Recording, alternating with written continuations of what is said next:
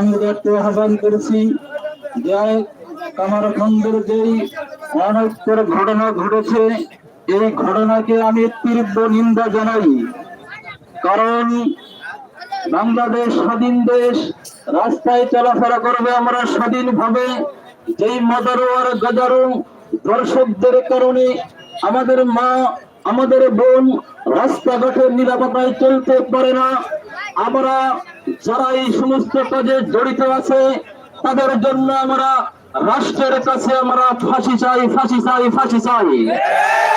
কারণ একজন মাদ্রাসার ছাত্রী, পবিত্র নারী, যেই নারীর সাথে ধর্ষণমূলক কাজ করা হয়েছে, যতক্ষণ পর্যন্ত এই সমস্ত ইম্পোর্টেন্ট ব্যাটমারদেরকে পাকড়াও না করা হবে, ফাঁসির কাজটা ঝুলানো হবে, ততক্ষণ পর্যন্ত আমাদের আন্দোলন অবিরত চলতে থাকবে, চলতে থাকবে।